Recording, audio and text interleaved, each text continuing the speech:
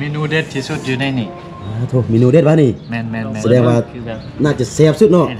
ทายว่าเป็นหยังโอ้โทนี่งอมไว้เลยคืออันนี้นี่พิเศษสุดๆแหละเพราะเฮาก็ยังบ่ทันฮู้ว่าเป็นหยังแต่เอาถ้วยงำมาแบบนี้แน่นอนคือแบบมันพิเศษสุดๆแน่นอนน่าจะพิเศษสุดเนาะเดี๋ยวเฮาไปลุ้นพร้อมๆกันทุกคนลุ้นเบิ่งมื้อนี้ปั๊บยังบ่เห็นเทื่อยังยังดินอยู่โอเค1 2 3คนหมดเข้าหาแอปเบิ่งจัดหนักจัดเต็มเลยพ่อแม่พี่น้องเนาะนี่โอ้โธ่รักษายิ่งกว่าชีวิตถ้าการอันนี้ก็สิบ่มีชีวิต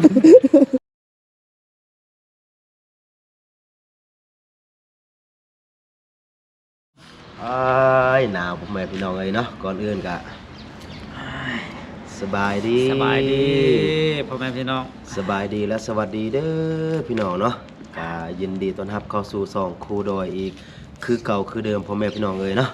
บ่ว่าจะอยู่ในประเทศหรือว่าอยู่ต่างประเทศพ่อแม่พี่น้องเอ้ยเนาะก็มื้อนี้เฮามาอยู่ที่เมืองเวียงภูค่าพ่อแม่พี่น้องเอ้ยเนาะเมืองเวียงภูค่าแขวงหลวงน้ำท่าพ่อแม่พี่น้องเอ้ยเนาะก็คือในคลิปนี้เราจะมาเฮ็ดคลิปก็คือในมื้อนึงเนาะก็คือทีมงานของพวกเราก็คือจะใช้จ่ายเงินหมดไปประมาณเท่าใดในการอยู่การกินแล้วก็ค่าบ้านพักเนาะก็คือมื้อนี้นี่เป็นมื้อพิเศษพ่อแม่พี่น้องเนาะก็คือมีผู้ใหญ่ใจบุญเพิ่นเห็นทีมงานของพวกเราเดินทางออกมาช่วยเหลือสังคมออกมาทำภารกิจนี่แหละเพิ่นก็เลยอยากก็คือแบ่งเบาภาระของพวกเราไปเป็นน้องๆก็คืออยากเลี้ยงข้าวเลี้ยงน้ำแล้วก็ค่าบ้านพักนั่นแหละเนาะเดี๋ยวเราค่อยไปเบิ่งน้ำกันว่าผู้ใหญ่ใจบุญที่ว่าแบ่งเบาภาระของเราในครั้งนี้จะเป็นท่านใดพ่อแม่พี่น้องเนาะแล้วก็พร้อมกับเราจะมาเฮ็ดคลิปก็คือในมื้อนึงทีมงานของพวกเราจะใช้จ่ายในการอยู่การกินหมดไปเท่าใดเนาะเพราะว่าแต่ละมื้อก็คือพ่อแม่พี่น้องได้เห็นนั่นแหละก็คือการกินข้าวกินน้ำก็คือแปะๆบางๆที่เรากินนั่นแหละพ่อแม่พี่น้องเนาะโพดให้ก็คือมื้อวาน3คนหมดไปปลากระป๋อง2ป่องพ่อแม่พี่น้องเนาะแล้วก็มื้อนี้เขาก็เลยว่าอยากจะเฮ็ดคลิปแล้วก็เป็นมื้อที่ว่าจัดหนักจัดเต็มหน่อยนึงเนาะเพราะว่าผู้อยากจะให้สารให้เติมสารอาหารในร่างกายเลยร่างกายบางวันนี่โอ้ถูกหนักหน่วงใส่แรงงานหนักแล้วก็เติมพลังน้อยโดยหิวข้าวมื้อคืนนี้โจกเดี๋ยวเขาเข้าไปเบิ่งเนาะว่าเขาจะกินข้าวคาบนึงนี่หมดเท่าใดแล้วก็เติมน้ำมันรถมื้อนึงนี่ประมาณเท่าใดแล้วก็ค่าบ้านพักประมาณเท่าใดเนาะตอนนี้เฮาก็มาฮอดอยู่ที่ร้านอาหารเป็นที่เรียบร้อยพ่อแม่พี่น้องเนาะนี่โอ้หนาวหมดปุ๊บยังบ่เข้าในห้างก็คือปิงไฟพร้อมเลยพี่น้องเด้อโดยเป็นจังได๋หนาวบ่มื้อคืนนี่นอนหลับบ่ยนขึ้นเนาะมื้อคืนยนขึ้นเหรอสุพ่ออยู่อันเตียงเฮาก็คือกันเป็นว่าสั่นหยุดเลยโอ้คนว่าจะดีกว่ามาวันนี้เรามาเลือกอาหารการกินวันนี้เจ้าของร้านก็แปลกใจว่าจุนี่ว่าจังมาฮอดปุ๊บกินไฟปั๊บเอาบอลลี่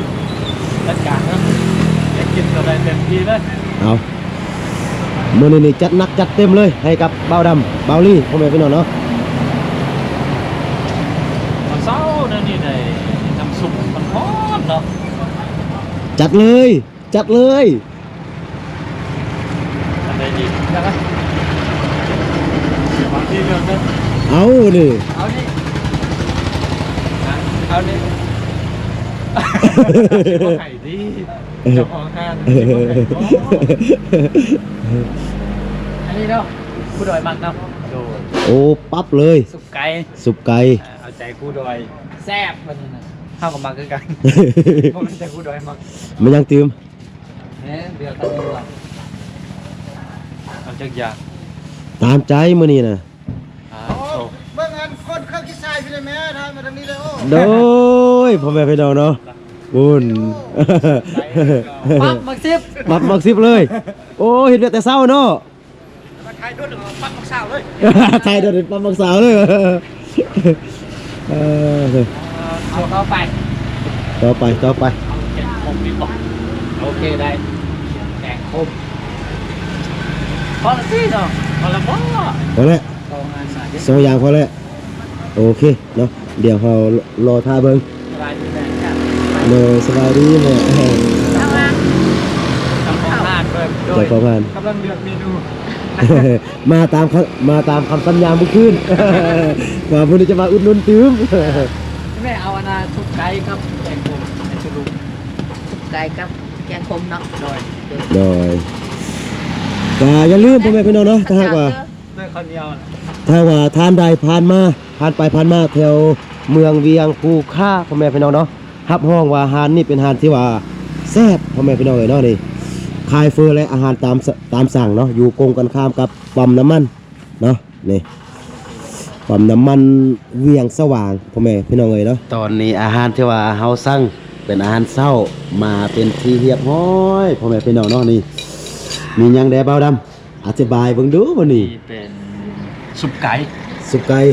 แล้วก็อันนี้เป็นแกงคม แกงคม อันนี้เป็นแจ่วมะกอก จะมากอก มันเอามาแถมให้ อันนี้เพื่อนให้เนาะโอ แล้ว เค ก็นี่เมนูเด็ดที่สุดอยู่ในนี่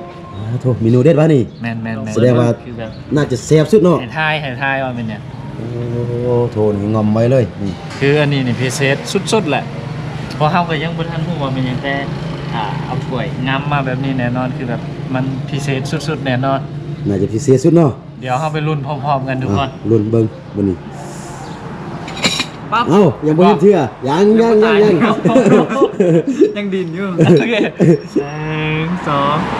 3 เอ้า อาหารว่างอ้าว เอ้า พร้อมจะใช่ เอ้าคือบ่มีมันหยังสั่น บ่มีมันยังมาเด้อกินข้าวน้ำกันเอางามมาสิเสีย โอ้ ข้าวบ้องหอม เข้าหัวบ่ ทำไมน่ะ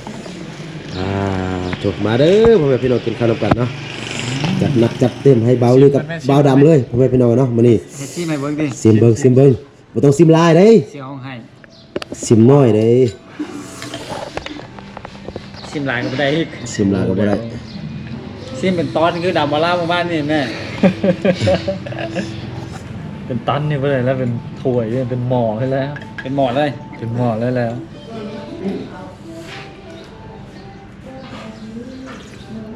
จะได้จะได้ สุดยอดเลยความ สุด แซ่ ย บ อดเหรอ เบิ่งนี่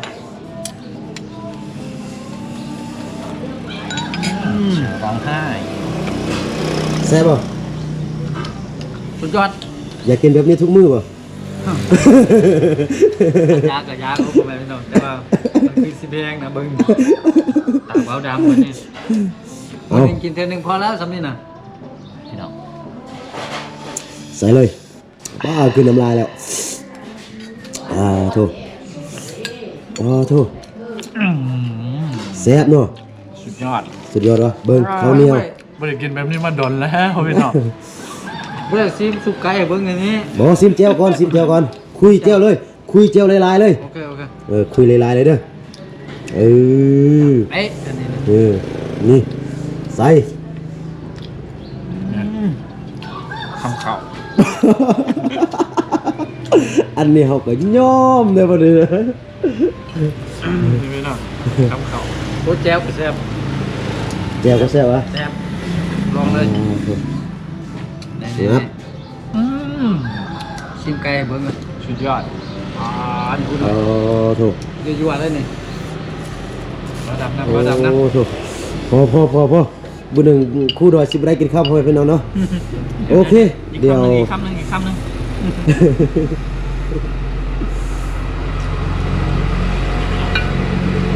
ใส่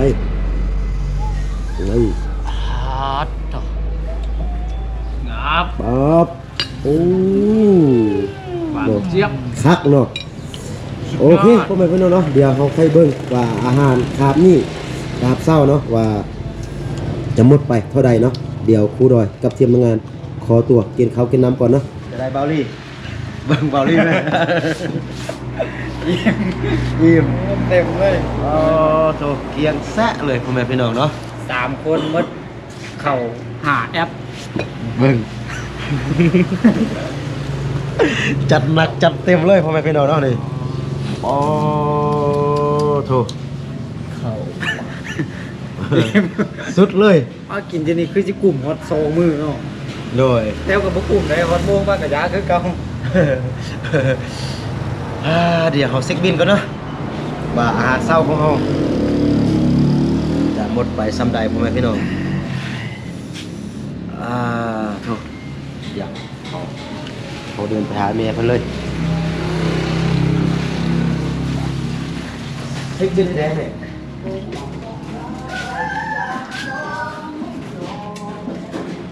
นั่นแหละจะเข้าเครื่องดื่มแล้ว เครื่องดื่มเอ็มร้อย3 ขอบจากแอร์ เขา5 นี่บ่ได้กิน แต่ว่าตัวนั้นไม่ได้กิน บ่ได้กินต้มกระดาษ ดูเลย คิดว่ากินบ่ได้เนาะ สี่แอร์ มันเขา CF พ่อแม่พี่น้องเนาะตัวนี้ดำบาวลาวโยมสังคือ สองเซน โดย 245,000 245,000 โดย โอเคเดี๋ยวรู้โอนให้ ก็คืออาหารเช้าของพวกเราพ่อแม่พี่น้องเนาะก็คือหมดไปอยู่ที่200,000กับ45,000ถ้าเป็นเงินบาทเบาลี่ 245ประมาณ400เนาะ บ่ฮอด บ่300ไป 300ปลาย300ปลายหน้อยหนึงพ่อแม่พี่น้องเนาะก็พอดีถ้าแม่นแต่ละมื้อคือพอดีออกกันคนละ100ว่าแต่ละมื้อคือเฮาแชร์กันพ่อแม่พี่น้องเนาะแต่ว่ามื้อนี้เป็นมื้อที่พิเศษ แต่ว่าถามว่าไทยเฮาก็ประมาณ 2-3 มื้อก็ถึงได้กินอาหารประเภท โดย นี้ โดย เพราะว่าถ้าที่กินแบบนี้ตลอดมันก็ บ่ไหวเนาะ บ่ไหวโดย เพราะว่าเฮาเดินทางมาหลายมื้อเนาะ โอเคเนาะเดี๋ยวค่อยไปติดตามกันต่อไปนะว่าจะมีมันยังไดในการใส่ใจของเราในมื้อนี้เนาะหลังจากที่ว่าเรากินข้าวกินน้ำเป็นข้าวอาหารเช้าพ่อแม่พี่น้องเนาะแล้วก็เราจะมาซื้อของกินเพื่อที่ว่าจะกินตอนสายเพื่อที่ว่าเราจะไปกินตามทางเนาะ โดย ก่อนออกเดินทางเขาต้องมีอันแฮถ้าบ่มีอันแฮเดี๋ยวจะได้กินปลากระป๋องคือเมื่อวานพ่อแม่พี่น้องเนาะนก เขาทมีแล้วเนาะ มีแล้วป้าเอาตัวนี้ไปฝากก่อนบ่สิซื้อไปฝากเมียนะ ซื้อละแม่ ได้ ยังสองถุง อันนี้ขายนั่นแหละ ถุงหนึ่ง50,000 เอาเลยฝากเมียหน่อย กินบ่ได้แล้วแพงโคตร ป้าถ้าที่จริงถ้ามี รุ่นบัตรเที่ยวกันยังว่า ถ้ามีบ่นั้นฝากนี่สิไปฝากเมียเขาเดี๋ยวเขาไปเบิ่งอาหารสวยก่อน นี่บอลฝากนี่ ยังมาครับ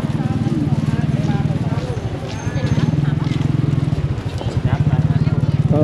ถูกมีแต่แนวแซ่บๆข้าวต้มน้ำบาน เราซื้อเดี๋ยวนี้บ่มีเขาบ่มีบนอันนั้นนะใส่อยู่รถ อยากกินมุกสมอง เราอยากเติมสมองเลยบ่มีเนาะ สมองหน่อยวัด พี่ป่าบ่วะ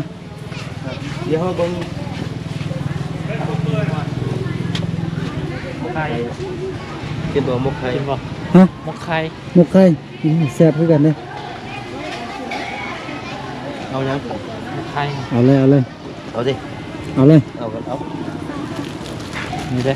9,000 กินมุกพอละบ่เรืออยากกินก็ได้ เอาเย็นละ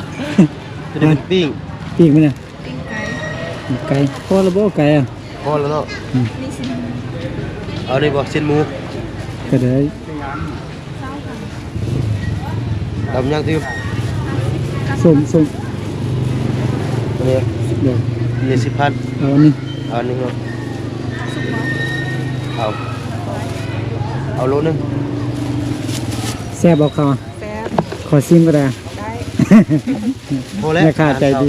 ชิมน้อยหนึงก็ได้ให้ผมว่าแซ่บ พอแล้วสำนี่ พอดีพอน่ะ ปล่อยเด้อ ดูว่าจะเอานี่ไปตอน เบิ่งไปแซ่บบ่แซ่บจากอ่อนดิ อันนี้เนาะ อันนี้ซิมมันนี่ก่อน ซิม ซิมหมูโอเค ใส่เลยเนาะโอเคพอเนาะ พอ สำนี่พ่อแม่พี่น้องไงเนาะนี่ ท่าใดทั้งหมด พอดีแสนหนึง โอ้โถ ดี100,000กีบลด ซ้ำกับ จาก คิดลายมา ลดอาหารเช้า145,000เนาะ แม่ เพราะว่าตอนเช้าเขากินนี่มันรูน้อยนึง โดย 245,000แต่ว่าเดี๋ยวนี้อาหารสวยเฮาห่อไปตามทางบ่ดีซื้อหลายเบาดำก็กินหลายพ่อแม่พี่น้องเอ้ย แม่บ้าวดำผู้เดียว บ่ยอกบ่ม่วนเนาะพ่อแม่พี่น้องเนาะ โอ้เครียดเลยเนาะ เป็นมุก โอเค หลังจากซื้อข้าวซื้อน้ำแล้วก็เราจะได้เดินทางต่อ เดี๋ยวไปทางใดแล้วก็ค่อยติดตามแล้วก็รับชมไปนำกันพ่อแม่พี่น้องเนาะ โอ้ย บาวลี่ คือแต่ว่า รักษายิ่งกว่าชีวิต ทางการอันนี้ก็สิบ่มีชีวิตสำคัญเด้ สำคัญเลยเนาะกองทัพต้องเดินด้วยท้องเนี่ยเนาะ ถ้าว่าแบบคนแบบมีความรู้สึกตื่นตัวนะถ้าเห็นซ้ำนี่บ่กล้ากินน้ำแหละ เลย แบบให้ผู้อุ้มกินผู้เดียวซอยยังรู้ตัวอีกเนาะ กินได้ กาลังที่ว่าเฮาไปทำภารกิจกลับมาดึกมาดื่นพ่อแม่พี่น้องเอ๋ยเนาะเดี๋ยวให้เบิ่งจักโมงบ่าวด